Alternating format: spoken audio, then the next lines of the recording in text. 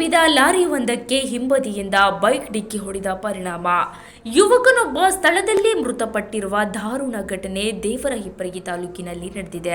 ಹೌದು, ವಿಜಯಪುರ ಜಿಲ್ಲೆಯ ದೇವರಹಿಪ್ಪರಗಿ ತಾಲೂಕಿನ ಮರ್ಕಬ್ಬಿನಹಳ್ಳಿ ಕ್ರಾಸ್ ಬಳಿ ಈ ದುರ್ಘಟನೆ ಸಂಭವಿಸಿದೆ. ಮೃತನನ್ನು ಸಾತಿಹಾಳ್ ಗ್ರಾಮದ ನಿವಾಸಿ ಹನುಮಂತ್ ಪಾಳ್ಯದೆಂದು ಗುರುತಿಸಲಾಗಿದೆ. ಮೃತ ಹನುಮಂತ್ರವರು ದೇವರಹಿಪ್ಪರಗಿ ಪಟ್ಟಣದಿಂದ ಕೆಲಸ ಮುಗಿಸಿಕೊಂಡು ತಮ್ಮ ಸ್ವಗ್ರಾಮದ ಸಾತಿಹಾಳಕ್ಕೆ ಬೈಕ್ ಮೇಲೆ ಹಿಂತಿರುಗುತ್ತಿದ್ದರು.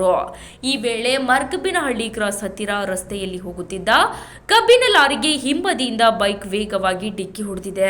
ಡಿಕ್ಕಿ ಹೊಡೆದ ರಭಸಕ್ಕೆ ಹನುಮಂತ್ರವರ ತಲೆಗೆ ತೀವ್ರವಾದ ಪೆಟ್ಟು ಬಿದ್ದಿದ್ದು ರಕ್ತಸ್ರಾವ ಹೆಚ್ಚಾದ ಕಾರಣ ಅವರು ಸ್ಥಳದಲ್ಲೇ ಕೊನೆಯುಸಿರೆಳೆದಿದ್ದಾರೆ.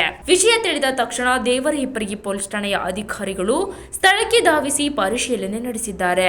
ಸದ್ಯ ದೇವರಹಿಪ್ಪರಗಿ ಪೊಲೀಸ್ ಠಾಣೆಯಲ್ಲಿ ಪ್ರಕರಣ ದಾಖಲಾಗಿದೆ. ಬ್ಯೂರೋ ರಿಪೋರ್ಟ್ ರವಿ ಕೋಲಾಕರ, ಬಸವನ ಭಾಗ್ಯವಾಡಿ.